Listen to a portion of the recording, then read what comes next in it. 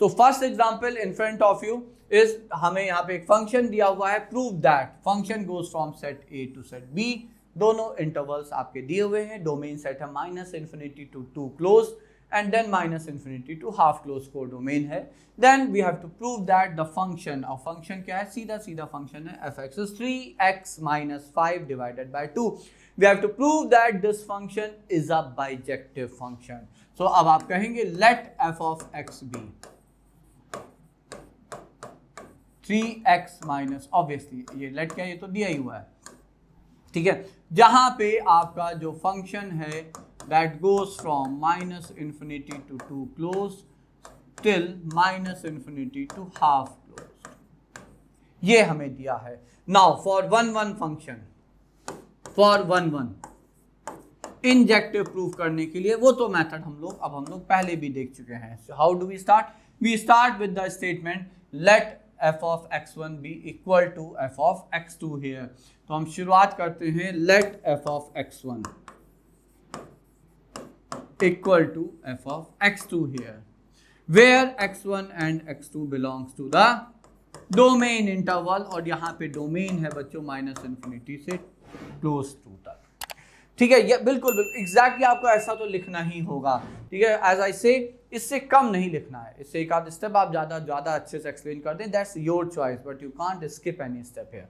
So this is how you will start. Now you will से okay, how much is f of x1? So f of x हमें दिया हुआ है, so it's 3 times x1 minus 5 by 2 equal to 3 times x2 minus 5 by 2. 2 and 2 get cancel, तो ये हो जाएगा आपका 3x1 minus 5 is equal to 3x2 minus 5, and again 5 and 5 will get cancel obviously here.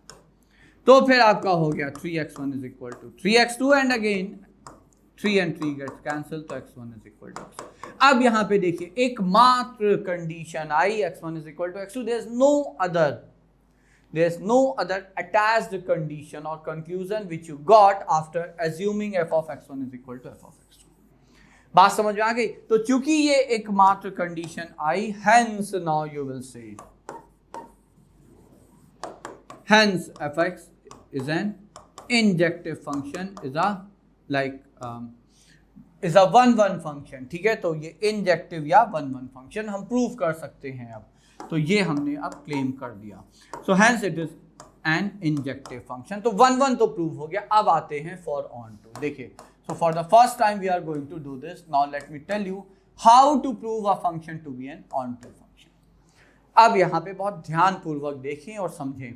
Examples हम लोग और भी देखेंगे बच्चों इस पर बाद में, बट अभी ये पहला क्वेश्चन है, इसको बहुत ध्यान से समझिए. How will you start? You will say start with your solution with let y be equal to f of x. तो आप एक नया वेरिएबल y यहाँ पे इंट्रोड्यूस करते हैं, जो कि हो जाता है 3x, f of x is 3x minus 5 whole divided by 2. So let y be equal to 3 times x minus 5 whole divided by 2. Now what? So now the target is, देखिए, now whatever I'm going to write within bracket, you don't have to write it in your examination. This is I'm writing just to explain you. ठीक है. Now what you have to do? Now convert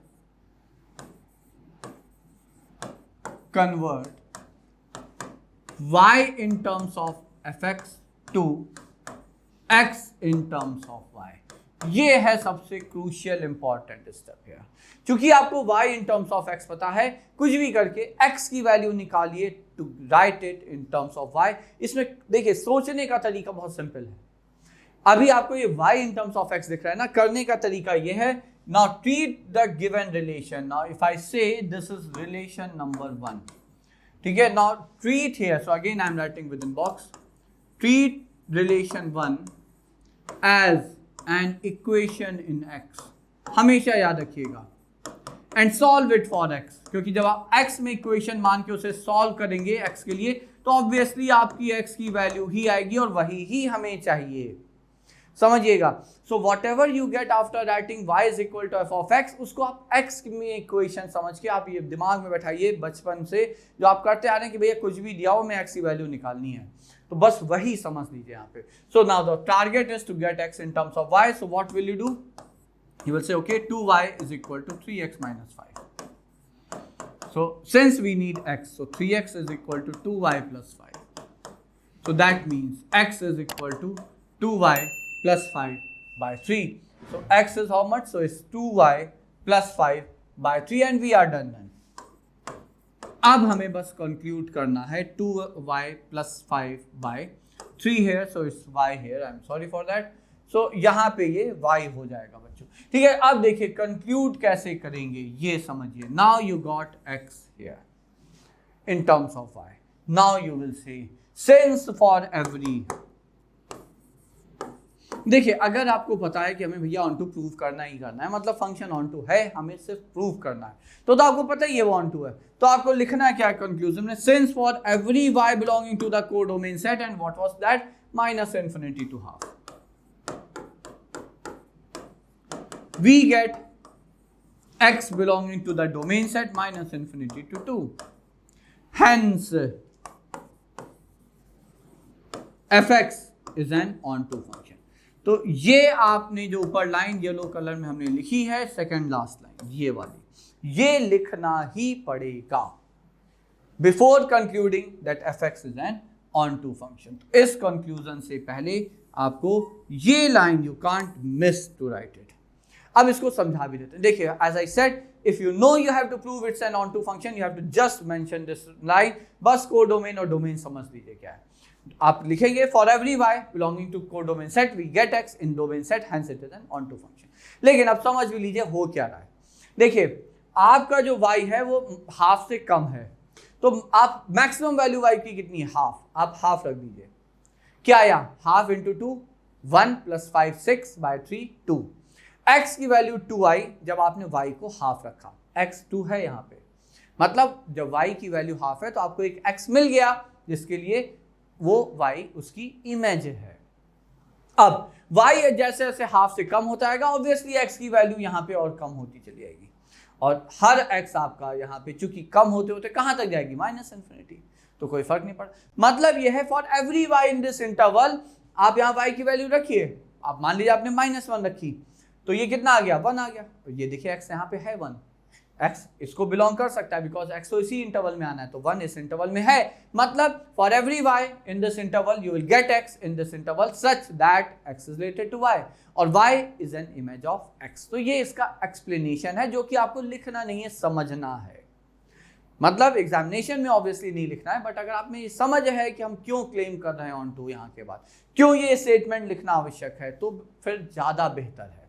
but हाँ somehow अगर confusion हो जाए examination से पहले या examination के वक्त आउट ऑफ प्रेशर थोड़ा सा कंफ्यूजन हो जाए कि क्या था explanation, no need to worry. यहाँ के बाद सिर्फ ये स्टेटमेंट आप समझ लीजिए, लिख लीजिए, इसके बाद फिर आपको लिख देना है फंक्शन आपका ऑन टू फंक्शन है। So these are the steps involve to prove a function to be an onto function. The most important thing here is these two lines, which you are not going to write in your examination, but need to understand so that you get the point that how to prove a function to be an onto function, जो बहुत महत्वपूर्ण है। ठीक है, अब हमें prove करना था फंक्शन बाइजेक्टिव है, तो since fx is both 1 1 and onto, hence it's a rather bijective function। तो it's a, क्योंकि वो 1 1 onto हमने दोनों ही प्रूव कर दिया है, तो फंक्शन आपका बाइजेक्टिव फंक्शन हो जाता है बच्चों।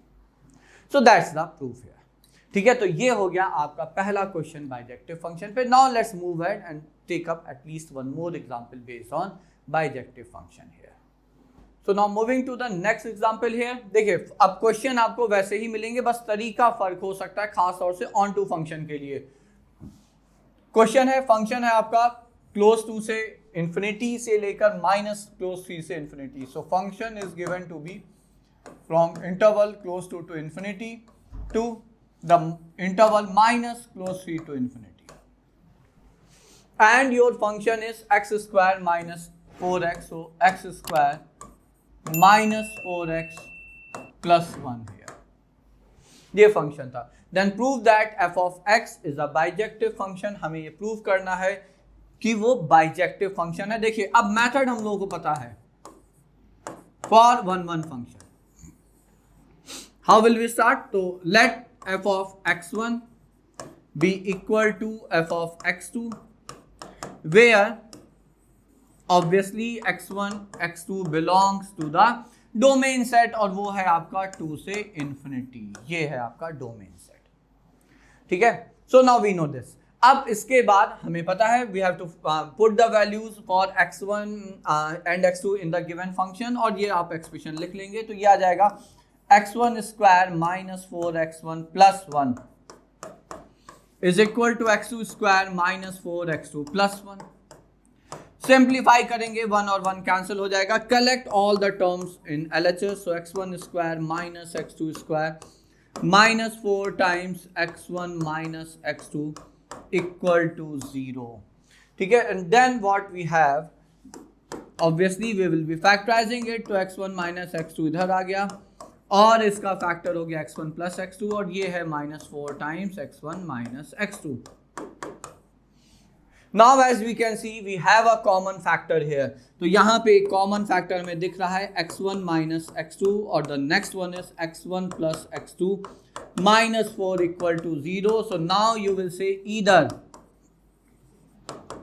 x1 is equal to x2. So that's one condition, but along with that actually here we are again getting another condition and then we need to check its validity within the given interval, within the given domain.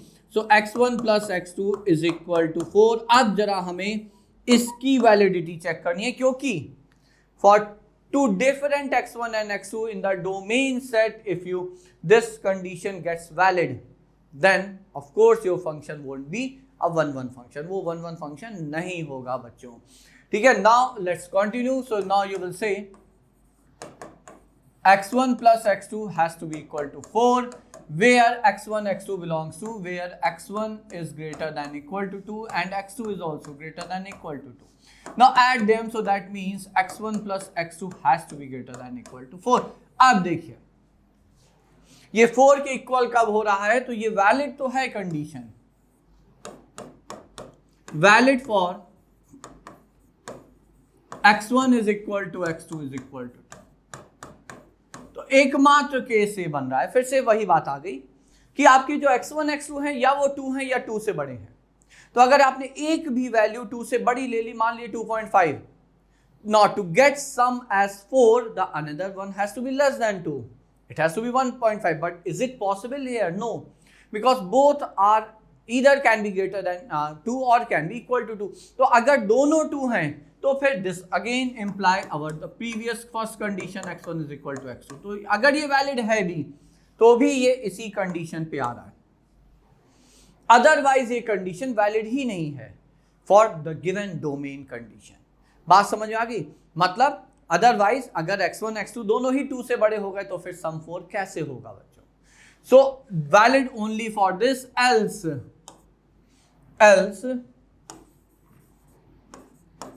x1 x plus x2 is equal to 4 is not a valid condition, is not a valid condition if x1 is not equal to x2। अगर x1 x2 equal नहीं है तो ये valid हो नहीं सकती domain restriction की वजह से। सो this imply x1 is equal to x2 is the only valid condition, hence condition, hence function is a 1-1 function, so hence fx is a 1-1 function। ये एक हो गया, ठीक है। तो ये हो गया आपका फंक्शन यहां पे 1-1 फंक्शन बच्चों। अब आगे बढ़ते हैं और देखते हैं ऑन टू फंक्शन कैसे प्रूव करना है। तो देखिए ना, फॉर ऑन टू फंक्शन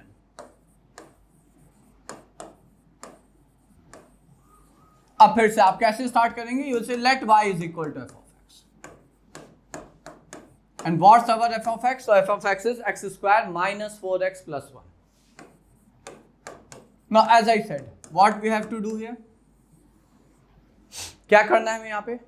हमें यहाँ पे x in terms of y लाना है, so we need to look at it as a function, as an equation in x।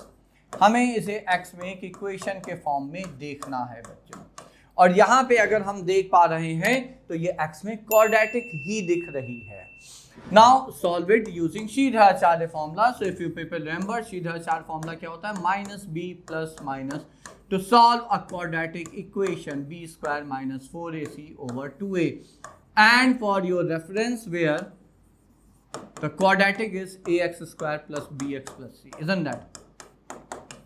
So that's for the reference here. ठीक है, तो अब यहां पे Sridharacharya फॉर्मूला लगाते हैं. x कितना हो जाएगा? How much is b here? -4. तो minus minus plus minus square root of b square which is 16 minus 4 times a 1 है और c है 1 minus y over 2 times a, तो 2 times 1. So no what we get here? तो x आया आपका 4 plus minus 16 minus 4 is 12 plus 4y over 2. Now what does that mean? अब देखिए 2 ऊपर से कॉमन लेके हम कैंसिल कर देते हैं, तो आपका x हो गया 2 प्लस या minus this is 3 plus y, isn't that? But we got 2x here. अब समझिएगा 2x नहीं मिलेंगे, आपको यूनिक x मिलना है. मिलेगा हमेशा unique x, and that how will you decide? You should know now. Where does our x lie? X belongs to the domain set, and domain set is from close to infinity. So it's from close to infinity. So therefore x या आपका देखिए अब दो possibility क्या थी, एक ये है या x आपका 2 minus square root of 3 plus y. We should remember that square root never ever give us negative value. Square root कभी नेगेटिव वैल्यू नहीं दे सकता. मतलब ये हुआ कि ये जो x है यहां पे ये 2 से छोटा होगा, और यदि ये 2 से छोटा है तो ये इनवैलिड कंडीशन हो गई, ये नॉट वैलिड, ये पॉसिबल नहीं है बच्चों. क्यों नहीं है? क्योंकि x तो आपका डोमेन सेट जो है वो 2 से बड़ा है. So that's your valid condition here. So this imply x की जो पॉसिबिलिटी है वो 2 plus square root of 3 plus y है. तो ये आ गया x in terms of y. ये याद रखिएगा, एक ही x वैलिड आएगा क्योंकि फंक्शन को 1 1 ऑन टू दोनों होना है ना, 1 1 भी तो होना है. एक ही x वैलिड x आएगा, दो नहीं आ सकते. ठीक है. Now your famous statement, what you have to write? You have to finally write since for every y belonging to the codomain set, and what was that? So codomain set was -3 to infinity. So for every y belonging to the codomain set, we get x belonging to the domain set. Hence f of x is an onto function. अच्छा एक चीज और भी देखें, यहां पे y अगर -3 से छोटा हो गया तो फिर स्क्वायर रूट डिफाइन ही नहीं होगा. रियल नेगेटिव नंबर के ऊपर आपका स्क्वायर रूट डिफाइन नहीं होता है. ठीक है, because obviously we are considering just real number system है, कॉम्प्लेक्स इमेजिनरी सिस्टम की हम बात नहीं कर रहे बच्चों. तो y जो है वो -3 से छोटा हो ही नहीं सकता. तो -3 से बड़ा है y, और -3 से अगर बड़ा है y को आप -3 रखेंगे तो 0 हो जाएगा, तो x2 हो जाएगा. तो इस वैल्यू के लिए आपको x2 मिल जाता है, और जैसे जैसे you go on increasing the value of y, x will obviously increase and it will lie in this interval itself. तो that justify कि जो हमने स्टेटमेंट लिखा है वो बिल्कुल जस्टिफाइड है और वैलिड है. ठीक है. Now since we have proved that function is both 1 1 and onto, so since fx is both 1 1 and onto function, hence f of x is a what? Bijective function बच्चों. So it's a bijective function, hence proved. Okay, so that was second example based on bijective function, and to prove a given function to be a 1 1 function, to be an onto function, and hence to be a bijective function. ठीक है. तो चलिए ये दूसरा example हो गया. Now next we will take up one more very important example based on the similar pattern, like we have to prove there a function, given function to be both 1 1 and onto function. तो चलिए आगे हम लोग वो वाला example देखते हैं बच्चों.